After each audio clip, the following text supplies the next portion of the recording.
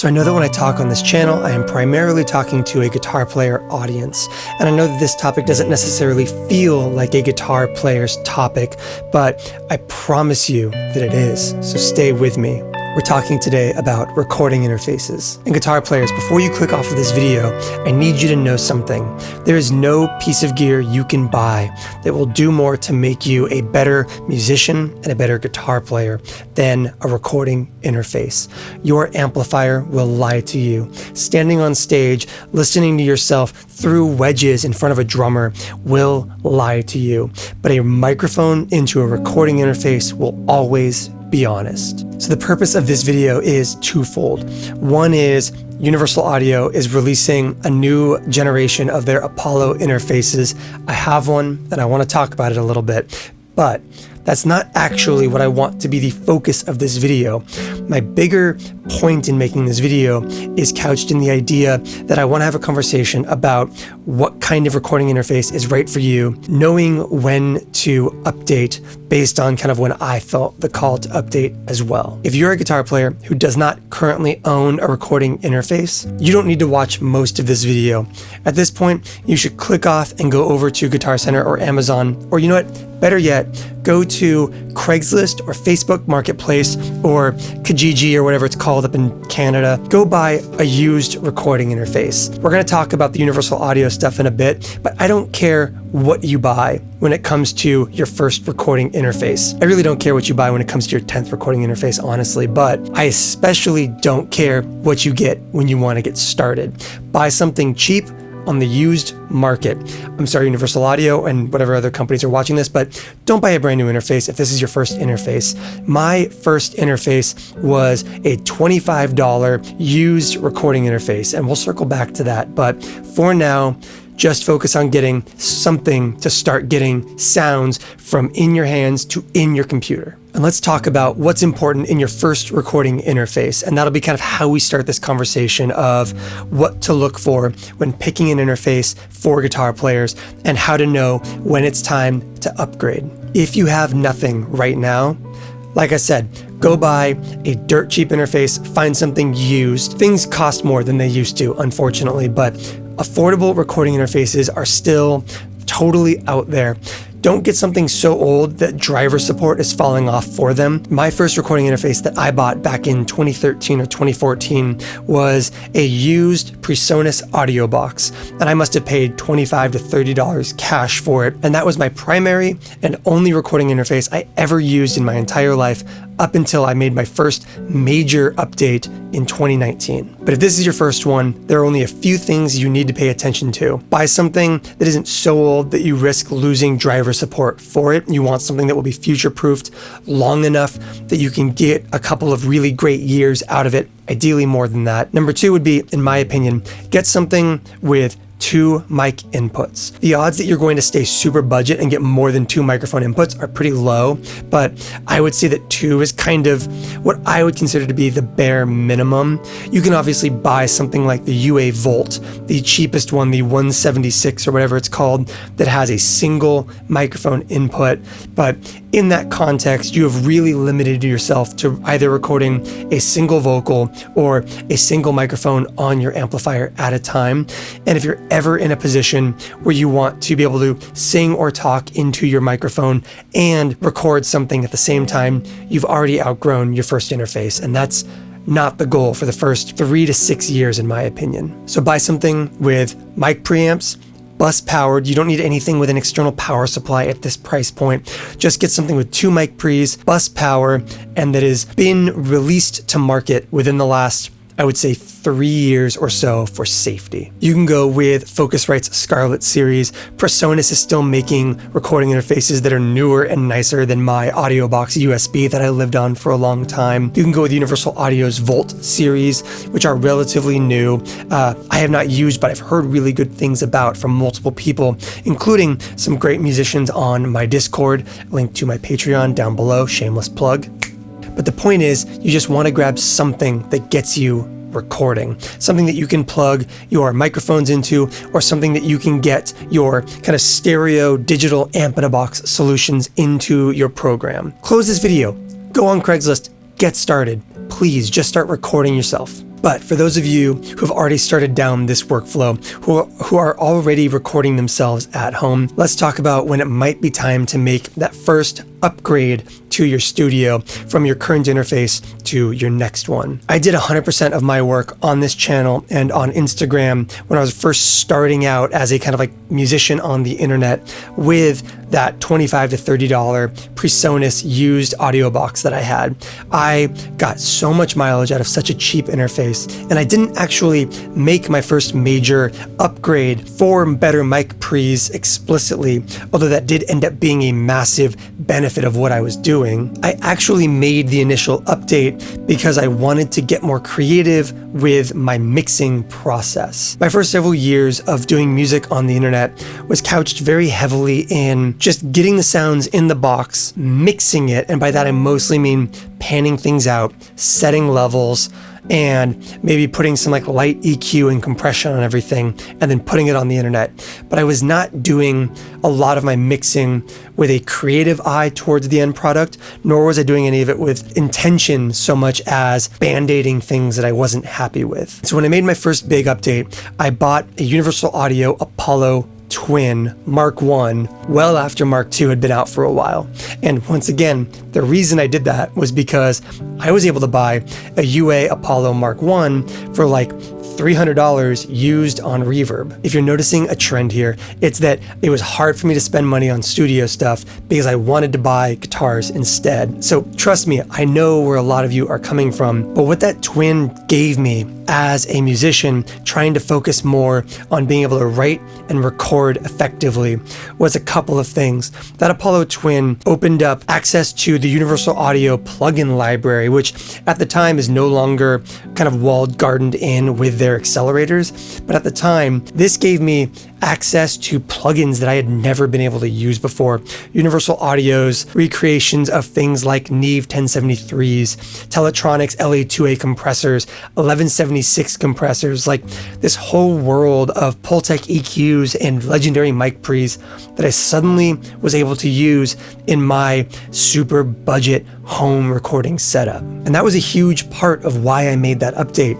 But a couple other things showed up alongside that, which was great sounding microphone preamps. I had never heard my guitar that clear before with that much dimensionality. I had gone from the cheapest preamps money could buy to something that was decidedly prosumer, hinging on pro level quality. And it allowed me to start thinking critically about things like preamp gain, not just minimizing noise floor. But it also opened up a couple other things. And one of the big ones was making the move from a budget interface to a proper interface gave me access to things like optical input, the ability to link additional microphone preamps into my recording interface. And for me, that was a huge win because I was consistently recording stereo guitars and trying to make videos on this YouTube channel where I only had two inputs, which meant I had access to stereo guitars and no microphone, or a mono guitar and a microphone, and would totally lose access to my entire pedal board's point, which was stereo at the time. But at that point, I was able to pick up a Behringer ADA 8200, which is an okay quality set of 8 microphone preamps that can connect to your interface over an optical cable, turning my $300 used 2-channel Apollo rig into a like $450 used Apollo 10-channel system, which was a massive win for me. This was during a time where I was in my studio a lot more than I had been at any time previously in my life, and all of those added inputs were a massive help for me. It gave me the ability to keep my guitars wired up all the time. My bass could be set up to record without having to unplug my guitar lines. I had access to my vocal, both guitar lines, and my bass all at the same time. Look, if you are somebody who's in the studio a fair amount, you know how important workflow is. Being able to avoid interruptions to that workflow can be crucial in keeping the kind of creative juices flowing. And that Apollo Twin, outside of better sound quality, was a massive win for my workflow and my ability to make songs and make these videos more quickly and effectively and with more polish than ever before. You know, this is just kind of my own thing talking, but like that's always been the goal. Being a good songwriter has always been more important to me than having great guitar tone, because great guitar tone is not always what makes a good song. It's actually very rarely what makes a great song. I recorded on that Mark I Apollo for a long time, and then eventually was able to make the update from that Mark I to the Apollo Twin X, which up until today has been the most current generation of the UA Apollo line. I talk about what a big deal the move from that bus-powered interface to my first Apollo was. There's a couple things that play into that, but the biggest one in that context was the move from the cheapest available microphone preamps with a noise floor that had to be contended with up to something with actually really good mic preamps in it. The new Gen 2 stuff from Universal Audio has a similar experience for me right now, but not with mic pre's, and instead with converters. The A to D and D to A converters in the X8P Gen 2 have been almost comically noticeable for me. When it came in, I racked it up right above my existing X8P, and I unity matched the headphone jacks, and I just went back and forth and kind of laughed to myself that I can hear the quality difference in clarity and dimensionality in my headphones listening back to a mix, which is a little bit wild. No matter what, if you're using the built-in mic preamps in your interface, or if you are using external hardware preamps like a proper 1073 or tube pre of any kind, to get the sounds from your microphone, your amp in a box, whatever else, from the world around into Pro Tools or Luna or Logic or whatever you're using, your converters are the thing that matters. The biggest jump from introductory interfaces to pro-level interfaces is going to be preamps. The biggest jump within the professional grade of recording interfaces is going to be the quality of converters. And the quality update from Gen 1 to Gen 2 in Universal Audio's A to D and D to A converters is real. So if you're somebody who has been using the same recording interface for a long time, you have like a Scarlett or a Volt or something like that, and you feel like you've outgrown it a little bit, this might be a good time to take a look at an update. But that's only if you feel like you've outgrown it, and this is not a judgment call either way. I got years out of that first recording interface. I got years out of my incredibly old Gen 1 Apollo when I got that as well. This is not to tell you that you need to update to get great recordings. That's never been true. But if you are somebody who has been looking to add more inputs to your studio, if you're somebody who's been looking to figure out how to utilize the optical input on the back of your UA aux, this might be a good time to do it, because the new Apollo series, including the Twin and the X4, have these new converters as well, and they sound pretty excellent. And if you're making that update to something like an Apollo Twin, you are set for a long time. If you've already made that update, you are likely set for a long time. And for a lot of people, you might never have to go up from there. You do not necessarily have to add any level of complexity from there, unless you want to start getting into what I would call more studio than guitar player world, which is very much where I live these days. And that rabbit hole of getting more and more focused on the studio side and the recording side of guitar and music in general eventually led me to making the next giant update that I made, which was moving from just the Twin to an actual proper rack interface. And I went with an Apollo X8P. And the X8P really represented a couple of major shifts for me and a couple of big driving factors in why I needed to update. I had become such a studio musician, and it wasn't just kind of, 2020 onward showed a lot more at home time than playing out time, but also I just was so dialed into wanting to make music at home, wanting to get better at producing my own music, producing my own everything, as well as starting to kind of want to collaborate with other artists more. And that interface allowed me the kind of horsepower and the flexibility to really take on bigger and more ambitious projects, not just in terms of the number of microphone inputs on the back of the unit itself and the expandability of being able to link it to my Twin and my aux and whatever else I had in the studio. It also opened the door for me to be able to start getting into the real versions of those plug-in microphone preamps I'd become obsessed with. And I'll say this, that's an expensive piece of kit right there. If you're a guitar player who's just looking to get better at recording yourself, start writing songs, start demoing out your own parts for your band at home, stop this video a step back. Grab a Twin or something equivalent. Probably the X4, I think that's probably the best kind of non-rack interface option in the Universal Audio workflow. But if you're somebody like me who has felt that pull towards the studio side of things, a rack interface I have found has been very, very worth my while because of how much I can expand it out.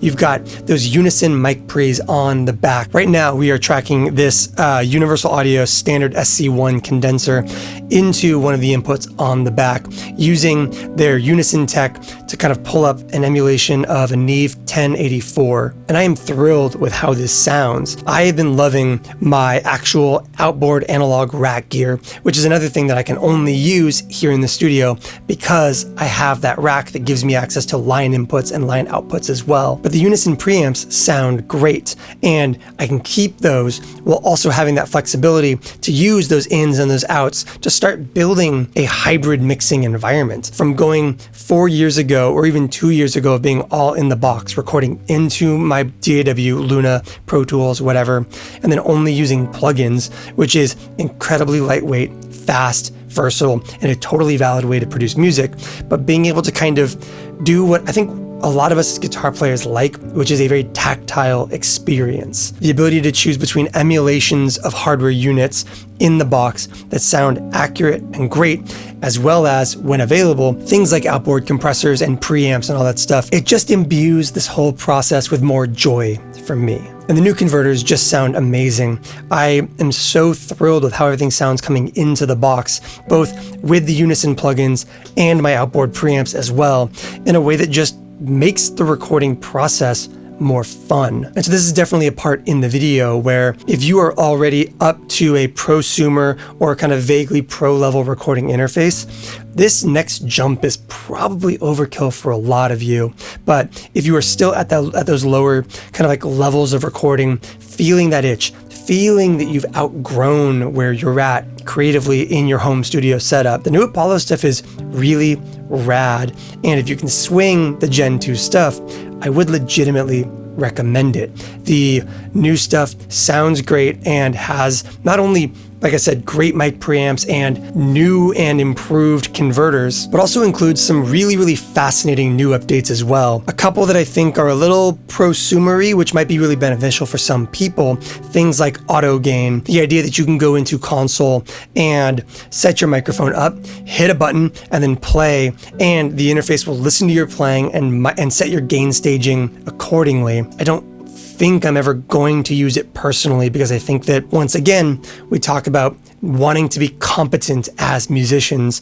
I think that this is something that can be really useful for quickly getting a demo together if your whole band comes into your recording space. But I would still advocate instead to kind of use your ears, use experience, and find your mic gain preferences for yourself. But it's there if you need it or if you're in a hurry, which doesn't suck. UA is also building out a more effective version of their kind of like surround sound support, both in terms of like Atmos surround sound recording, but also just 2.1 setups. There's a new bass management feature that allows you to set crossover and levels for a subwoofer integration in your studio, which could be really, really helpful. And then one of the new updates that I am the most excited for, but also has a giant caveat asterisk next to it, which is that Universal Audio is also bringing SonarWorks room correction to the Apollo line, which basically means you can use the hardware accelerators, the DSP in the Apollo line to apply room correction to both your monitors and your headphones themselves so that you get really accurate versions of your mixes in real time. There is no need to put a SonarWorks plugin at the end of your master chain in your DAW. The new Apollo stuff can just do it for you. But again, let's circle all the way back to the beginning when I told people to buy used gear. And again, I'm sorry, Universal Audio, but great news here. almost all of these features are going to be applied to the Apollo X series as well. I believe the only thing that you can't get in the Gen 1 stuff is going to be that auto gain feature, but the SonarWorks real-time room correction stuff is all going to be grandfathered in for those Gen 1 Apollo X users. So Apollo Twin X, 8XP, all of those interfaces. A good rule of thumb is if it's light silver, probably doesn't have it. If it's that dark gray, there's a decent chance it has it. Make sure that you're getting the Twin X and not just the Apollo Twin Mark II. And I think that's everything I have to say here on the issue. I want to apologize for this being such a dialogue heavy video with not a lot of sound samples. This is something I've cared about for a long time, obviously. I'm a fierce advocate that guitar players need to also be, to some amount, studio musicians. The best way to get better is by listening back to yourself, and the best way to do that is by being able to record yourself effectively. Personally, with some bias here, I love the creative studio workflow. My favorite version of creativity is writing music, is writing original music for myself, collaboratively with other people, in whatever form that takes. And I think that having the tools and the technical know-how to do that for yourself is one of the most rewarding investments you can make as a musician. And I hope you take that to heart. And I hope this video inspires you to get something so that you can record yourself. If it's something from the new Apollo stuff, that's awesome because it's high quality, it's well made, and I'm a huge fan of it. But all I really care about is that you get something that allows you to get your sounds and your songs recorded. Thank you for watching. I'll see you in the next one.